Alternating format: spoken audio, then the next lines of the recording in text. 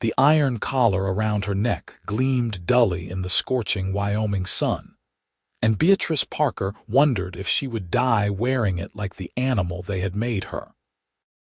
She stood in the center of Fort Bridger's dusty Main Street in July of 1872, auctioned off like livestock for the third time in 2 years, her wrists bound with coarse rope that had rubbed her skin raw. The man who had owned her last, a railroad magnate named Thaddeus Crane, had clamped that collar around her throat 6 months ago when she had tried to run, telling her she was property, nothing more. Now Crane was dead from a heart seizure, and his estate was liquidating everything he owned, including the young woman he had purchased from a San Francisco gambling den to settle a debt. Beatrice was 21 years old, though the hardness in her blue eyes made her seem ancient. Her dark auburn hair hung limp and tangled past her shoulders, and the thin cotton dress she wore was stained and torn at the hem. The collar was the worst part, a constant reminder that she had no say in her own life, that men like Crane could do whatever they wanted to women who had no family, no protection, no legal standing. She had been born to a prostitute in Sacramento, who died when Beatrice was 14, leaving her alone in a world that devoured young women without mercy. A crooked saloon owner had claimed she owed him money for her mother's debts, and from there, Beatrice's life had become a series of transactions, each more degrading than the last. The auctioneer, a pot-bellied man with tobacco-stained teeth, rattled off her supposed qualities like she was a mare being sold for breeding. Strong back, good with cooking and cleaning, young enough to bear children. We will start the bidding at $50. Beatrice kept her eyes down, refusing to look at the men gathered around. She had learned that showing defiance only made things worse. But inside, rage burned like a furnace. She would rather die than belong to another man who thought money gave him ownership of her body and soul. $50, called out a merchant with greedy eyes. 60, countered a rancher whose hands looked like they had crushed things before. Beatrice's stomach turned. She calculated her chances of running, but with her wrists bound and the collar marking her as owned property, she would not make it 10 feet before someone dragged her back. The territory had laws about runaways, and those laws were not written to protect women like her. $100. The voice cut through the bidding like a knife through silk, deep and steady and somehow different from the others. The crowd parted, and Beatrice saw him for the first time. He was tall, probably 26 or 27, with sun-weathered skin and dark brown hair that needed cutting. He wore the practical clothes of a working cowboy, dusty denim pants, a chambray shirt with the sleeves rolled up, worn leather boots, and a hat that had seen better days. What struck her most were his eyes, a clear hazel that looked directly at her face, not at her body, not at the collar, but at her as though she were actually a person. The auctioneer's eyes lit up with greed. $100 from Ethan Barrett. Do I hear 110? The rancher who had bid 60 shook his head and walked away. The merchant looked angry but stayed silent. $100 was a substantial sum in 1872, more than most cowboys made in 3 months. Going once, going twice, sold to Ethan Barrett for $100. Beatrice felt something inside her break a little more. It did not matter that this man had kind eyes. Men with kind eyes could still be monsters when they got you alone. She had learned that lesson too many times. Ethan stepped forward and counted out the money in gold coins, which the auctioneer snatched eagerly. Then Ethan turned to Beatrice and pulled a knife from his belt.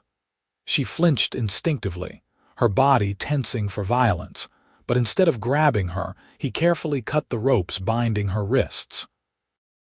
"You are going to bleed if we do not clean those," he said quietly, looking at the raw wounds the rope had left. His voice was surprisingly gentle. Beatrice stared at him, not understanding.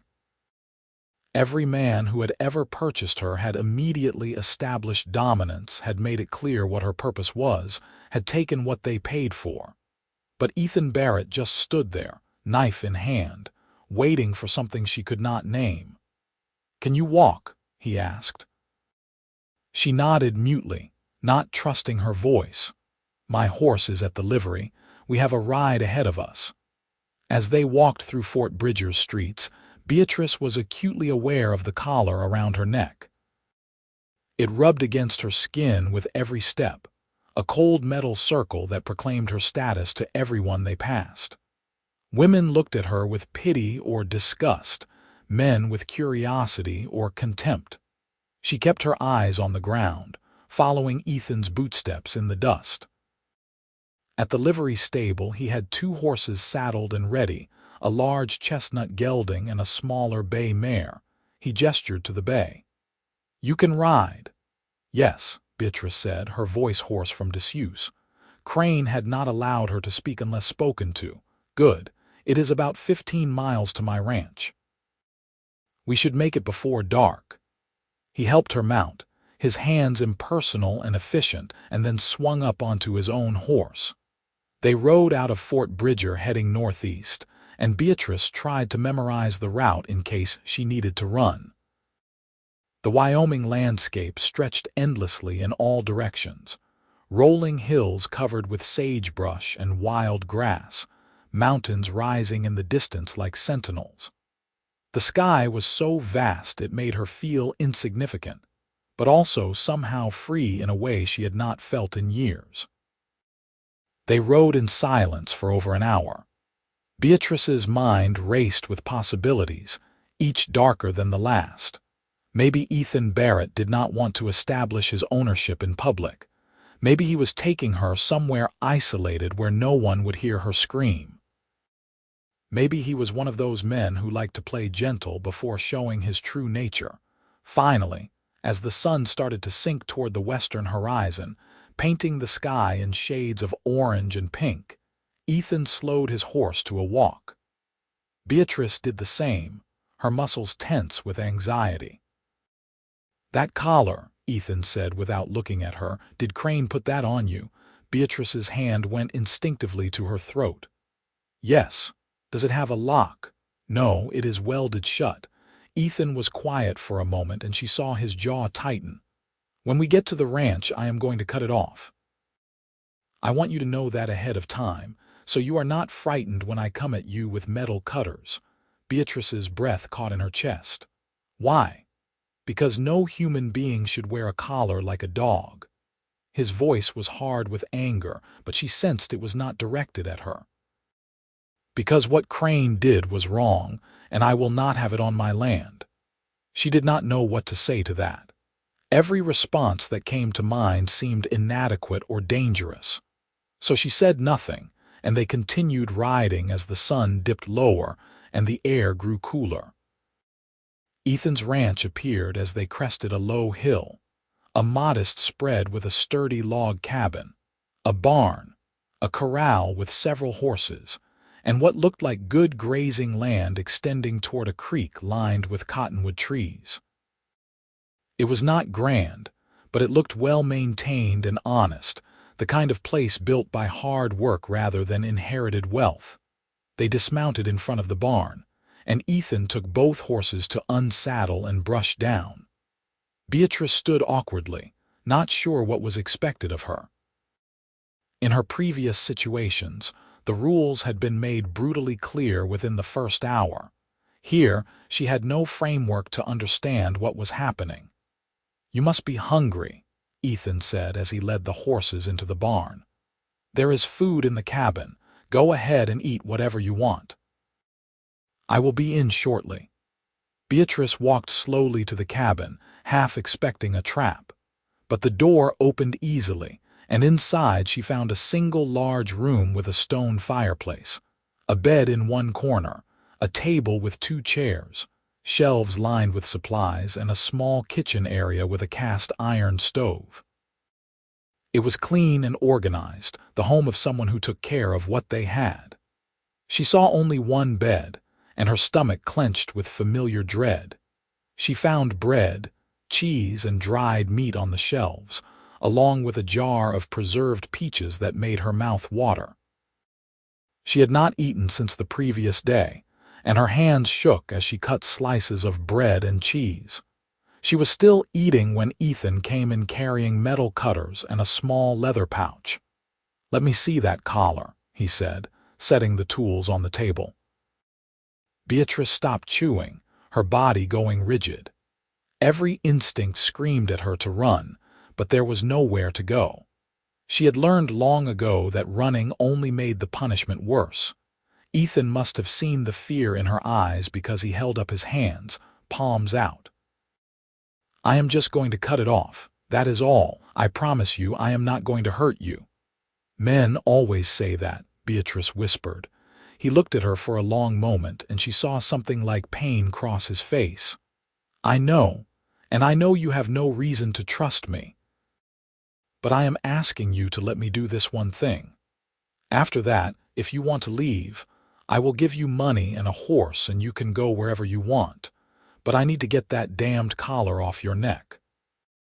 Beatrice did not believe him about letting her leave, but she also knew she had no real choice in the matter. Slowly, she approached him and tilted her chin up, exposing the collar. Her heart hammered so hard she thought it might burst from her chest. Ethan positioned the metal cutters carefully, his hands steady. "This might pinch a little, but I will be as quick as I can. Hold still." The sound of metal shearing through metal was loud in the quiet cabin. Beatrice felt pressure against her throat, uncomfortable but not painful. And then suddenly the collar fell away in two pieces, clattering onto the table. The absence of weight around her neck was so sudden and strange that she gasped, her hand flying to her throat to touch bare skin. "There," Ethan said quietly. He picked up the severed collar with an expression of disgust. "Wait here." He walked outside, and Beatrice stood frozen, her fingers exploring the indentation the collar had left on her skin. She heard the sound of digging, and when she went to the door, she saw Ethan in the fading light, using a shovel to excavate a deep hole near the edge of his property.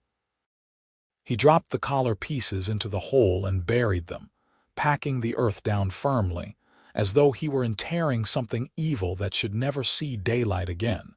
When he came back inside, his hands were dirty and his expression was grim. "That is done. You will never wear anything like that again."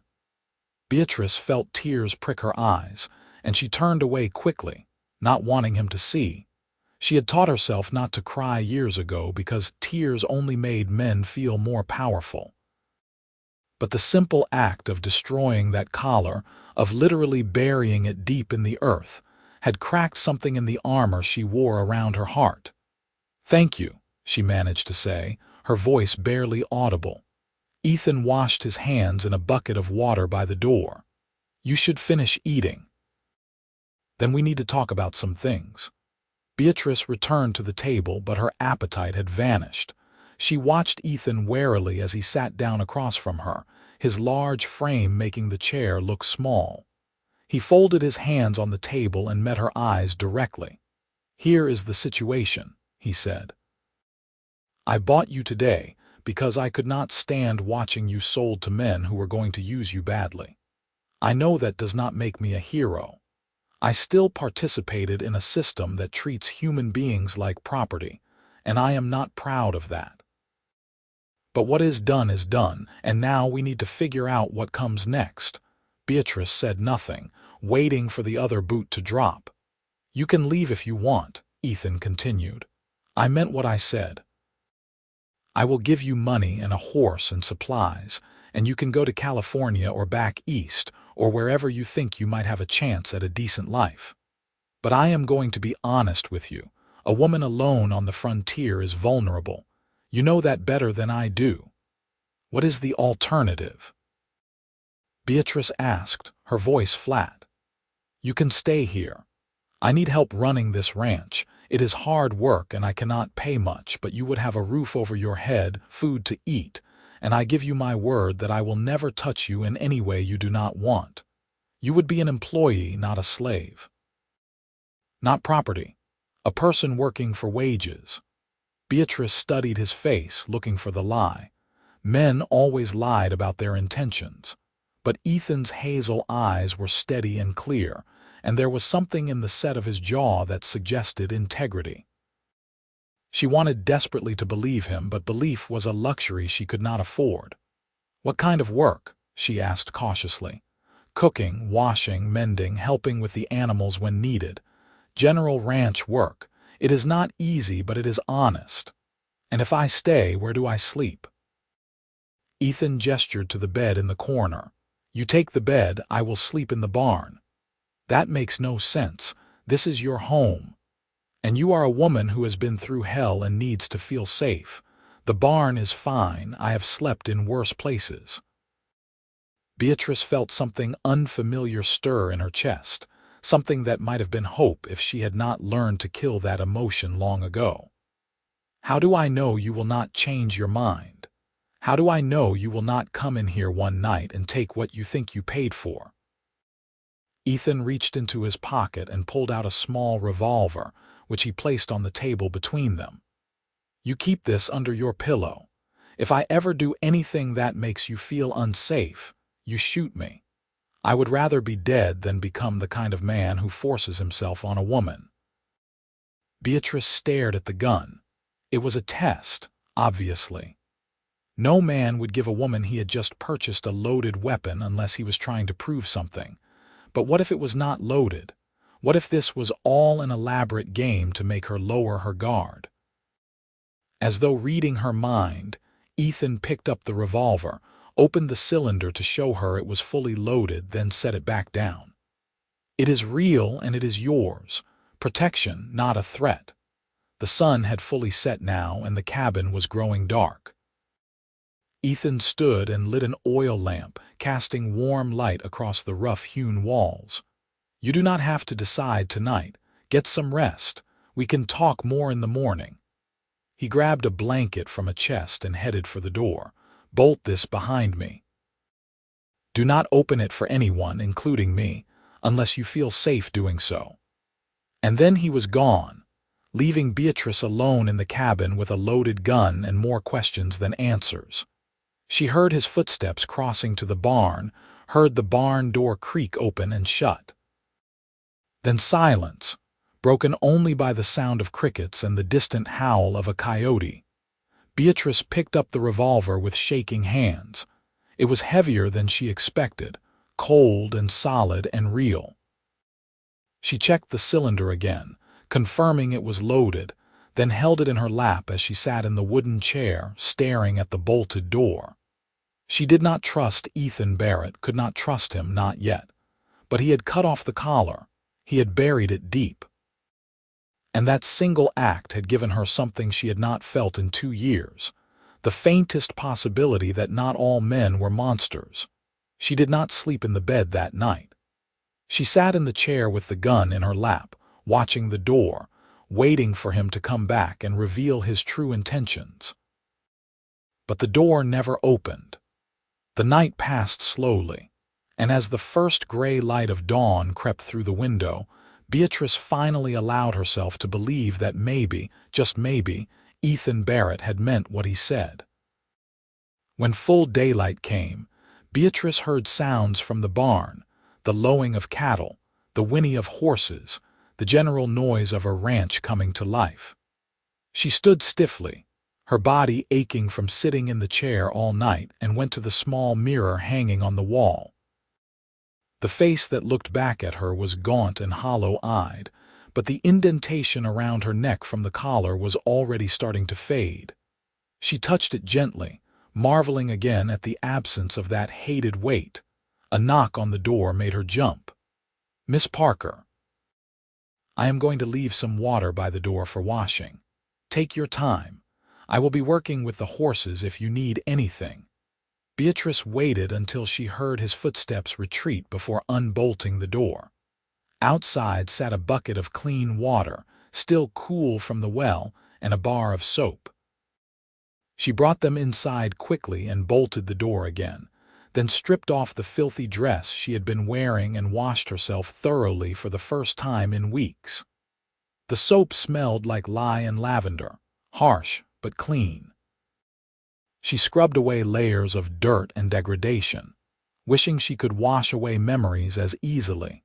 She had no other clothes, so she had to put the same dress back on, but at least her skin was clean. She braided her hair to keep it out of her face and tried to make herself presentable. Then she tucked the revolver into the pocket of her dress, feeling its weight against her hip like a promise, and went outside to find Ethan. He was in the corral working with a young horse, patient and gentle, letting the animal come to him rather than forcing compliance. Beatrice watched from the fence, studying him. He moved with confidence but not arrogance, and when the horse finally allowed him to touch its neck, he rewarded it with soft words and a piece of apple from his pocket. "You are good with horses," Beatrice said. Ethan looked up and his face registered surprise that she had come out. "Horses are honest. Treat them right and they will give you everything they have. Treat them wrong and they will never trust you. There is something pure about that. Is that why you treat people the same way?" He smiled slightly, the first smile she had seen from him. It transformed his face, making him look younger and less weathered. "I try. Do not always succeed, but I try." Beatrice climbed over the fence and approached slowly the way Ethan had approached the horse. "I have decided to stay. For now. But I need some things to be clear. All right. I do the work you assign and you pay me wages. Real wages that I can save. You do not touch me. You do not come into the cabin without knocking, and if you break any of those rules, I leave or I use this." She patted the pocket where the gun rested. "Agreed." Ethan held out his hand. "Do we have a deal?" Beatrice looked at his outstretched hand for a long moment. Shaking hands was what partners did, what equals did. She could not remember the last time someone had offered to shake her hand like she was a real person. Slowly, she reached out and clasped his hand. His grip was warm and calloused and firm without being crushing. "Deal," she said, and so Beatrice Parker began a new life at the Barrett Ranch. The work was hard, just as Ethan had promised.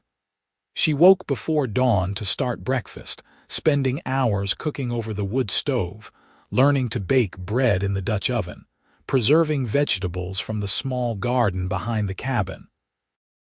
She washed clothes in the creek, scrubbing until her hands were raw, hanging everything to dry on lines strung between cottonwood trees. She mended torn shirts and pants by lamplight, learning to make neat, tiny stitches that would hold under hard use. But it was honest work, and that made all the difference.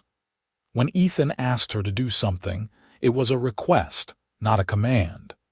When she made mistakes, as she often did in those first weeks, he corrected her with patience rather than anger. And true to his word, he never touched her beyond the occasional accidental brush of hands passing dishes at mealtime, always accompanied by a quick apology. He slept in the barn, even when the nights grew cold and Beatrice knew he would be more comfortable in the cabin. She heard him moving around sometimes in the early morning hours, feeding the animals before she had even risen, working himself to exhaustion day after day. She wondered what drove him, what had made him the kind of man who would spend his hard-earned money to buy a woman just to set her free. One evening in late August, after they had finished supper and were sitting on the porch watching the stars emerge, Beatrice finally asked him, "Why did you do it? Why did you buy me?" Ethan was quiet for so long she thought he might not answer. Then he said, "I had a sister. Her name was Emily. She was 2 years younger than me, smart as a whip, beautiful, full of life. When I was 20 and she was 18, our parents died of cholera. We had no money, no family to take us in. I tried to find work, tried to keep us fed, but it was not enough. Emily got a job in a saloon to help make ends meet, and I thought that would be fine. I thought I could protect her. His voice grew rough. I was wrong. The saloon owner started making demands, said she owed him money for her room and board. Before I understood what was happening, he had sold her contract to a man heading to San Francisco. I tried to stop it, got into a fight with 3 of the owner's men, and they beat me so badly I was unconscious for 2 days. By the time I could stand again, Emily was gone. I never saw her again. Beatrice felt tears sting her eyes. What happened to her? I do not know. I searched for 5 years. Went to San Francisco, asked questions, followed every lead. But she had disappeared into that world where women vanish and nobody cares enough to look for them. I think she is probably dead. And I think she died believing I abandoned her when she needed me most. That was not your fault, Beatrice said softly. Maybe not. But I could not save her. So when I saw you standing in that street wearing a collar like an animal, I saw Emily. And I knew I could not walk away. I had to at least try to save one person, even if I was too late to save my sister. They sat in silence for a long time after that, 2 damaged people watching the stars wheel slowly across the Wyoming sky. Beatrice felt something shift inside her, a subtle rearrangement of her understanding. Ethan Barrett was not rescuing her to be a hero.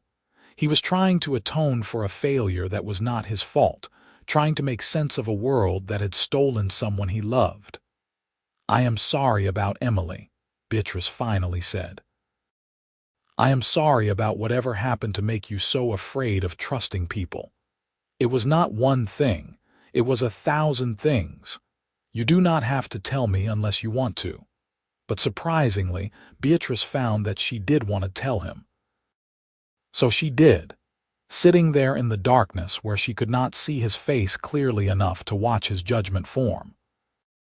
She told him about her mother's death, about the saloon owner who had claimed false debts, about being sold the first time to a merchant who had used her brutally, and then tired of her. She told him about the second man, a gambler who had won her in a card game and kept her locked in a room for 6 months. And she told him about Thaddeus Crane, who had seemed civilized on the surface but had been the cruelest of all, a man who had enjoyed breaking her spirit as much as using her body. When she finished, her voice was hoarse and her hands were shaking.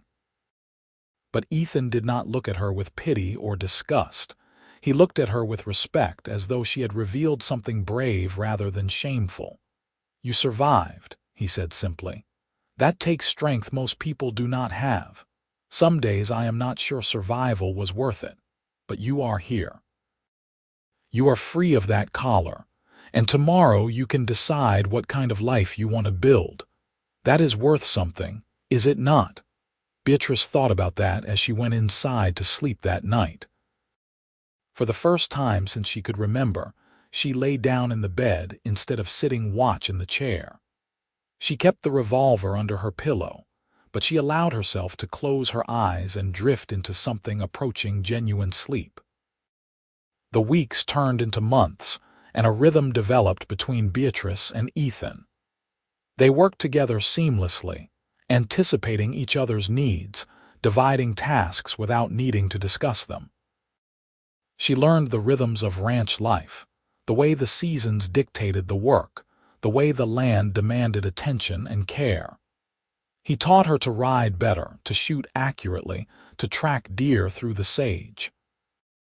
She taught him that food could be more than fuel, creating meals that made him close his eyes with pleasure. They talked in the evenings, sharing stories about their pasts, their dreams for the future. Beatrice learned that Ethan had been a soldier briefly during the Civil War, fighting for the Union until a leg wound sent him home. He had used his army pay and years of hard work to buy this land, building everything with his own hands. His dream was simple: to have a ranch large enough to support a family, to live honestly, to never owe anything to anyone. Beatrice found herself softening toward him in ways that terrified her. She noticed things she had trained herself not to notice. The way his eyes crinkled when he smiled, the strength in his hands when he worked, the gentleness in his voice when he talked to the animals. She noticed how he always made sure she ate first, how he left wildflowers on the porch sometimes without saying anything, how he respected every boundary she had set without ever making her feel burdensome. She noticed, and she tried very hard not to care. But caring crept up on her anyway, quiet and insistent as the changing season. By September, when the air grew crisp and the aspen trees turned gold on the distant mountains, Beatrice had to admit to herself that she was developing feelings for Ethan Barrett. It was terrifying. Every man she had ever cared about, even a little, had betrayed that trust. But Ethan kept being exactly who he claimed to be. Honest, kind, patient, and utterly without expectations of her beyond the work they had agreed upon. One evening in early October, a storm rolled in suddenly, the way storms did in Wyoming. The temperature dropped 20 degrees in an hour, and rain lashed the ranch in cold sheets. Beatrice was in the cabin preparing supper when lightning struck close enough to rattle the windows. She looked out and saw Ethan in the barn, but she knew the barn roof leaked in several places. He would be soaked and freezing all night. She made a decision. She walked out into the rain, getting drenched immediately, and ran to the barn. Ethan looked up in surprise when she burst through the door, water streaming from her hair and clothes. "What are you doing out here? You will catch your death." "So will you. That roof leaks like a sieve and it is going to be near freezing tonight. You need to come inside." "Beatrice, we talked about this. You need your space. I need you not to die of pneumonia because you are too stubborn to come in out of the rain. I am not a child, Ethan. I can handle you sleeping on the floor by the fireplace without falling apart." He looked like he might argue, but another crack of lightning made the decision for him. They ran back to the cabin together, and once inside, Beatrice threw him a blanket. "Get out of those wet clothes before you freeze. I will turn around." She busied herself at the stove, stirring the stew she had been making, listening to the rustle of fabric as Ethan changed into dry clothes. When she turned back around, he was wrapped in the blanket, his wet things hanging by the fireplace to dry. His hair was dripping, and he looked younger somehow, vulnerable in a way she had never seen him. "Thank you," he said quietly. They ate dinner in a silence that was not quite comfortable but not uncomfortable either, just charged with something neither of them knew how to name. Outside, the storm raged on, but inside the cabin was warm and dry and filled with the kind of domestic intimacy that Beatrice had never experienced before. This was what safety felt like, she realized. This was what it meant to share space with someone who did not want to hurt you. After dinner, Ethan settled on the floor near the fireplace with his saddle for a pillow. Beatrice lay in the bed, watching the play of firelight on the ceiling, listening to the rain drum against the roof. She knew she should sleep, but her mind would not quiet. She kept thinking about the man lying on the floor, about all the ways he had proven himself different from every other man she had known. "Ethan," she said into the darkness. "Yes. Why have you never married?" He was quiet for a moment. "I came close once before the war. Girl named Sarah who lived on a neighboring farm. But when I came back wounded, she had married someone else.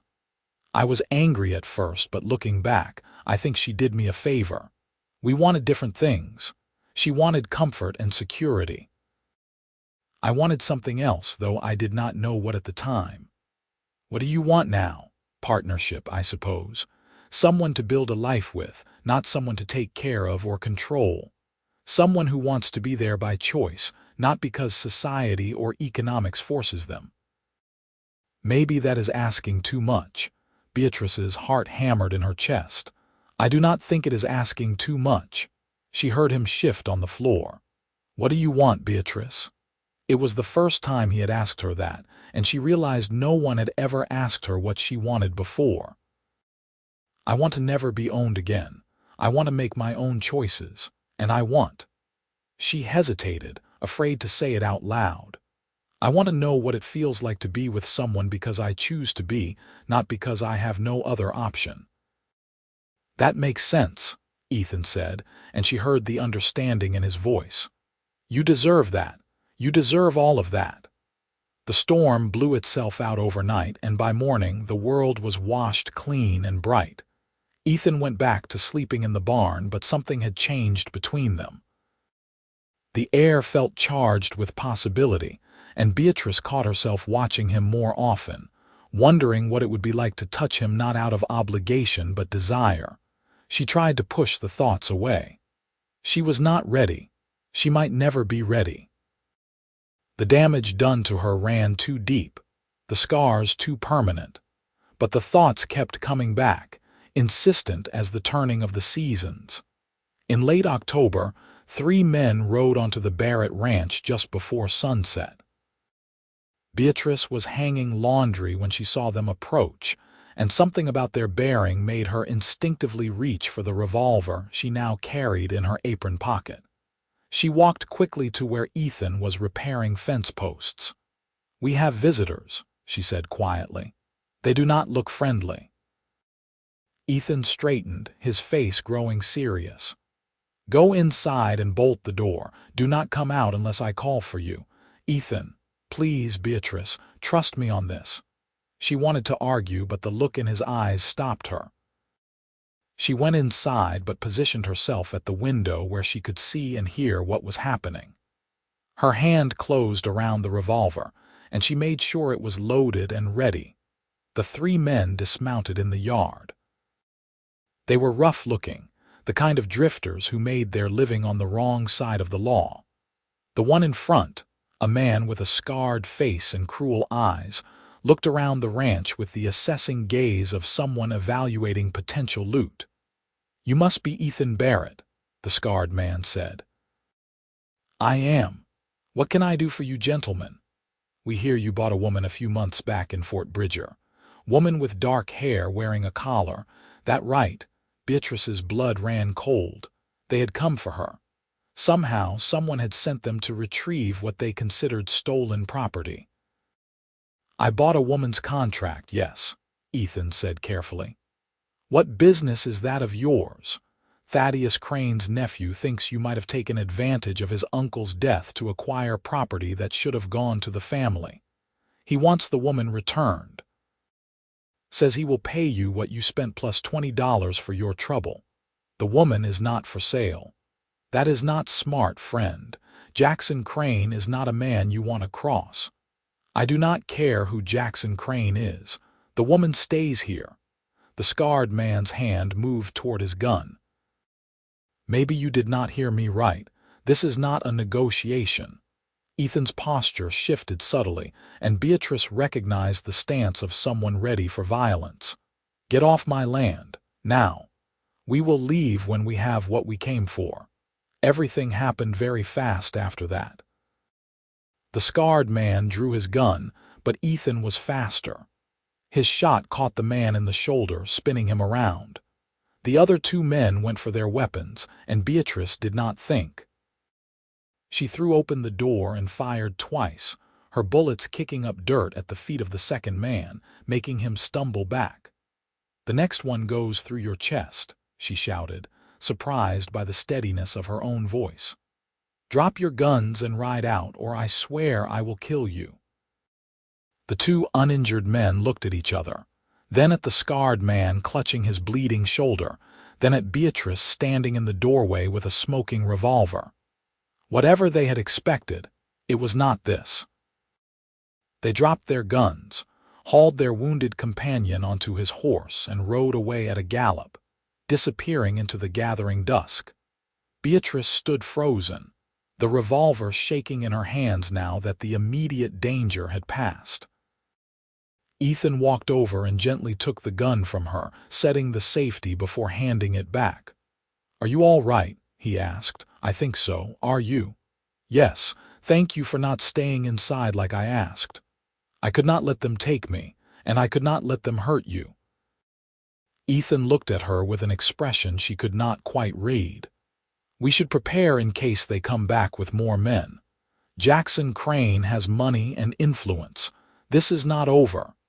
But the men did not come back that night, or the next day, or the day after that. A week later, Ethan rode into Fort Bridger and came back with news. Jackson Crane had been arrested for fraud and embezzlement. Apparently, his uncle's estate was mired in debt and legal troubles, and Crane had been trying to liquidate assets, including humans he considered property, to pay off his creditors. But a federal marshal had been investigating him, and the attempt to reclaim Beatrice had given the marshal the evidence he needed to make an arrest. "It is over," Ethan told Beatrice. "No one is coming for you. You are free, legally and completely. Crane's claim on you never had any validity in the first place. What his uncle did was kidnapping and false imprisonment. The law just did not care enough to prosecute until money was involved." Beatrice sat down heavily, feeling like the ground had shifted under her feet. "So I could leave right now and no one could stop me." "That is right. You could go anywhere, be anyone. The world is open to you." She looked around the cabin at the life she had built here over the past 4 months. It was not the life she would have chosen if she had been given a choice at 18 or 20. But now, at 21, having survived things that would have broken most people, this life felt precious. This simple cabin, this hard work, this quiet companionship with a man who had proven himself worthy of trust, all of it had value she could not have imagined back when she stood in Fort Bridger Street wearing a collar. "What if I do not want to leave?" she asked quietly. Ethan looked at her, and the hope in his eyes was almost painful to see. "Then you could stay, not as an employee anymore, as a partner, as someone building this ranch alongside me. Ethan, I do not know if I can be what you need. I am broken in ways I do not think I can fix." He crossed the room and knelt in front of her, not touching but close enough that she could feel the warmth of him. "You are not broken. You are scarred, but scars are proof of survival, and I am not asking you to be anything other than who you are. I am not asking you to be ready for things you are not ready for. I am just asking if you would consider staying, building something here, seeing where this goes between us." Beatrice looked into his hazel eyes and saw no pressure, no expectation of reciprocation, just honest affection and infinite patience. She thought about the collar buried deep in the Wyoming earth. She thought about the gun under her pillow that she had not needed to use against him. She thought about the way he said her name like it was something valuable. "I would like to stay," she said, "but slowly. I need to do this slowly." "As slow as you need," Ethan promised. "I have waited this long, I can wait longer." The winter of 1872 was harsh, with snow piling deep and temperatures plunging below zero. Beatrice and Ethan worked together to keep the ranch running, feeding animals, breaking ice on water troughs, keeping the cabin warm. They developed a routine that was domestic and comfortable, and slowly, incrementally, Beatrice allowed herself to get closer to him. She let him hold her hand sometimes in the evenings. She leaned against him when they sat watching the fire. She allowed herself to enjoy the sound of his laughter and the warmth of his smile. And one night in January, when the cold was so intense that even the barn was uninhabitable for sleeping, she invited him to sleep in the cabin without any pretense about storms or necessity. "You can take the bed," she said. "I will sleep in the chair." "We could share," Ethan said carefully. "Just sleep. Nothing else. I would stay on top of the covers if that makes you feel better." "But it is cold, and there is no sense in either of us being uncomfortable when that bed is big enough for two people to sleep respectably. It was a risk. Everything in Beatrice screamed at her that this was how it started, how the boundaries came down, how the bad things happened. But she was tired of being afraid. She was tired of letting her past dictate her future, and more than anything, she trusted Ethan Barrett. "All right," she said. They lay in the bed that night, a careful space between them, both fully clothed. Beatrice was so tense she thought she might shatter, but Ethan did exactly what he had promised. He lay still, his breathing slow and even, making no move toward her. And gradually, as the hours passed and nothing bad happened, Beatrice felt herself relax. She moved closer just slightly and felt the warmth radiating from him. She allowed her hand to rest near his, their fingers almost touching. "Is this all right?" she whispered. "This is perfect," Ethan whispered back, and it was. It was perfect in a way Beatrice had never experienced, this quiet intimacy without pressure, this sharing of space without demands. She fell asleep that way, close enough to touch but not touching, safe enough to rest.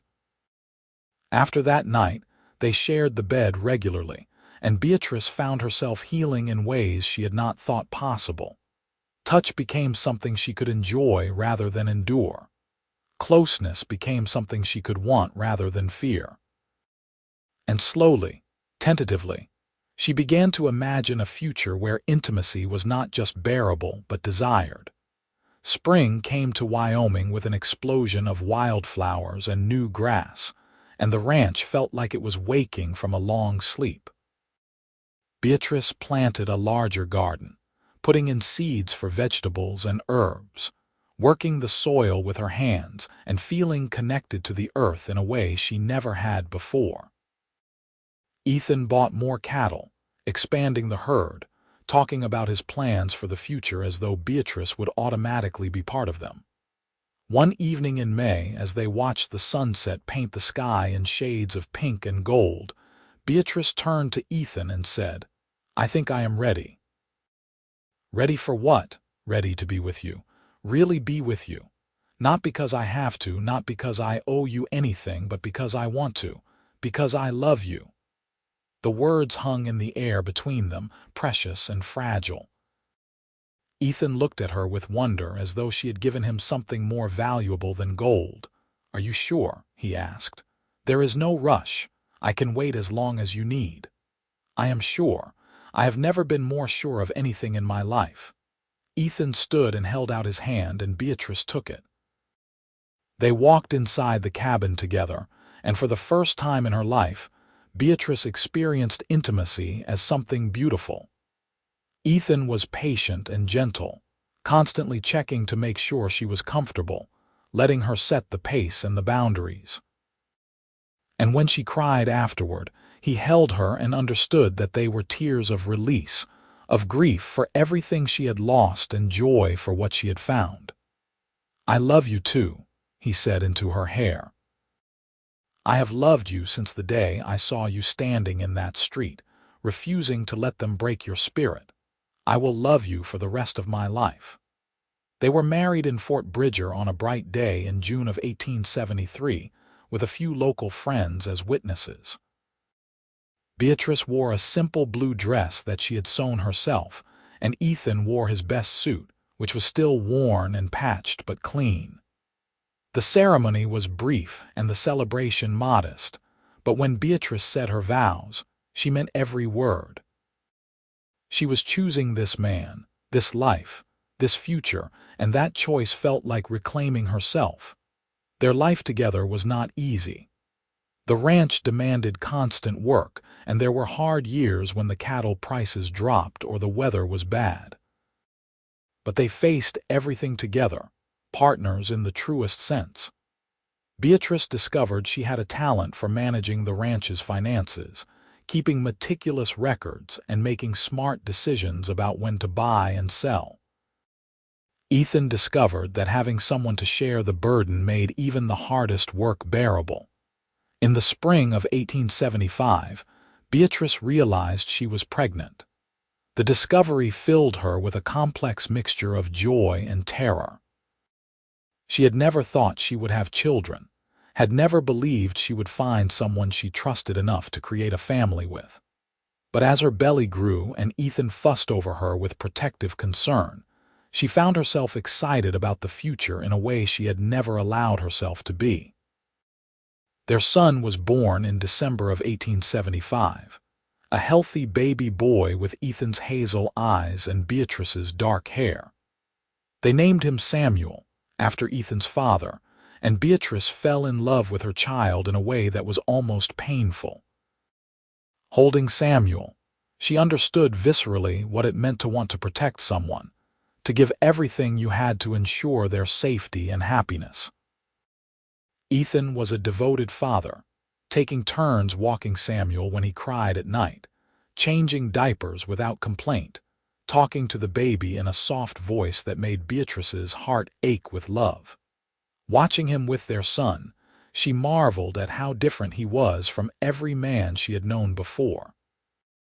His strength was in his gentleness, his power in his restraint. 2 years later, in 1877, their daughter arrived, a tiny girl they named Elizabeth after Ethan's sister Emily. She looked like a miniature version of Beatrice, with the same blue eyes and stubborn chin.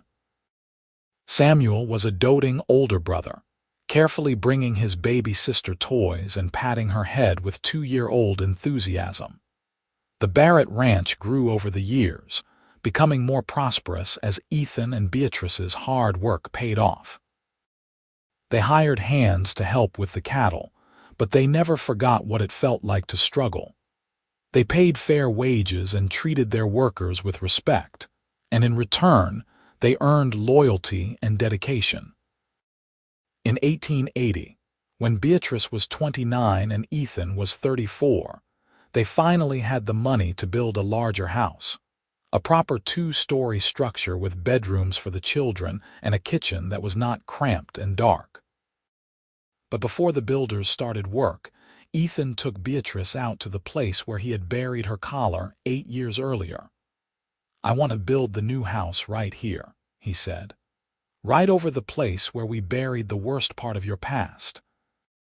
So every day when you walk through your home, you are literally standing on ground that represents your freedom and your choice." Beatrice looked at him with tears in her eyes. After 8 years of marriage, he could still surprise her with gestures that showed how deeply he understood her. "That is perfect," she said. "Let us build our future exactly there." The house went up over the summer of 1880, a beautiful structure with glass windows that let in light and a wide porch perfect for watching Wyoming's dramatic sunsets. The children ran through the rooms, their laughter echoing off the walls, and Beatrice thought about the girl who had stood in Fort Bridgers Street wearing a collar, believing she had no future worth living. That girl could never have imagined this life, this joy, this profound sense of belonging. In 1883, they had another son, a sturdy boy they named Thomas, who inherited his mother's fierce independence and his father's patient temperament. Their family felt complete. 3 children who would grow up knowing they were loved and wanted, who would never experience the helplessness and degradation their mother had endured. As the years passed, Beatrice became a respected figure in Fort Bridger and the surrounding ranches. She helped other women when she could, offering work to those who needed it, standing up against men who thought money gave them ownership. She never talked publicly about her own past, but people knew, the way people always knew things in small communities. And rather than looking down on her, they respected her resilience and her refusal to be defined by what had been done to her. Ethan's hair started going gray at the temples in his late 30s, and Beatrice discovered her own silver threads in her early 30s. They laughed about growing old together, about the lines forming on their faces from years of hard work and laughter. Samuel grew into a tall, serious young man who wanted to study law. Elizabeth was bright and curious, always asking questions, always wanting to understand how things worked. Thomas was the ranch hand of the family, happiest when he was working with the horses and cattle. In the summer of 1890, Samuel left for university back east, determined to become a lawyer who fought for people who could not fight for themselves. Beatrice cried as she watched him board the train, but they were proud tears. Her son would do good work in the world.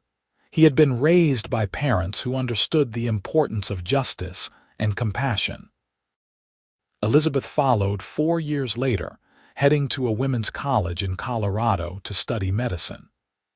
Thomas stayed on the ranch, taking over more of the daily operations as Ethan's joints began to ache from decades of hard physical labor. The ranch continued to prosper, and in 1895, Thomas married a sensible young woman named Margaret who loved the ranching life as much as he did. Beatrice and Ethan became grandparents in 1896, when Thomas and Margaret had a daughter named Rose. Holding her first grandchild, Beatrice marveled at the impossible distance she had traveled from that terrible day in Fort Bridger 24 years earlier. The baby in her arms was free, loved, wanted, and protected. That was legacy. That was victory. They celebrated their 25th wedding anniversary in 1898 with all 3 children home, along with their spouses and growing families. Samuel had married a fellow lawyer and had twin boys. Elizabeth had married a doctor and had a daughter. Thomas and Margaret were expecting their second child. The house rang with noise and laughter, 3 generations of Barretts filling the space with life and love. That night, after everyone had gone to bed and the house was finally quiet, Beatrice and Ethan sat on the porch they had sat on countless times before. She leaned against him, his arm around her shoulders, and looked out at the land they had built together. "You remember the day you cut off that collar?" she asked. "Every detail," Ethan said. "I remember thinking you were the bravest person I had ever seen, standing there terrified but refusing to break. I remember thinking you were probably lying, that you would turn out to be just like the others. What made you decide to trust me? You buried the collar deep. You did not just throw it away. You buried it like it was something evil that needed to be put down permanently. That was when I started to believe you might actually be different." Ethan pulled her closer. "Best $100 I ever spent. I was never worth $100. You were worth everything I had. You still are." They sat in comfortable silence, watching the stars emerge one by one across the vast Wyoming sky. Beatrice thought about the girl she had been and the woman she had become. The journey between those 2 versions of herself had been long and painful, but it had also been worth it. She had survived. She had healed. She had loved and been loved in return. She had built a family and a legacy that would outlast her. The collar that Thaddeus Crane had welded around her neck was still buried somewhere beneath the foundation of their house, buried deep in the Wyoming earth where it could never hurt anyone again. And every day, Beatrice walked over that spot, stood over that symbol of her past bondage, and lived a life defined not by what had been done to her but by what she had chosen to become. She had been owned, but she had become free. She had been broken, but she had healed. She had been alone, but she had found partnership. And through it all, Ethan Barrett had stood beside her, not as her savior but as her partner, not as her owner but as her equal, not demanding her love but earning it day by day, year by year, through patience and kindness and unwavering respect. "I love you," Beatrice said, the words as true in 1898 as they had been in 1873 when she first spoke them. "I love you too," Ethan replied, "for the rest of my life and whatever comes after." And there, on the porch of the house built over buried chains, surrounded by the family they had created and the life they had chosen, Beatrice Parker Barrett was finally, completely, irrevocably free. The cowboy had cut off her collar and buried it deep, but what he had really given her was something far more valuable: the chance to discover who she could be when she was no longer defined by what men had made her. And she had become someone extraordinary, not despite her scars but because of them, not in spite of her past but informed by it, shaped by it, and ultimately transcendent over it. Their love story was not about rescue. It was about partnership, about two damaged people choosing to build something beautiful together. And as the Wyoming stars wheeled overhead and the night settled in around them, Beatrice knew that this, all of this, every moment of joy and struggle and triumph, was exactly the life she would choose again if given the chance. She had been owned, but she had reclaimed herself. She had worn a collar, but she had broken free. And in the end, that freedom, built on love and respect and mutual choice, was worth more than all the gold in the territories.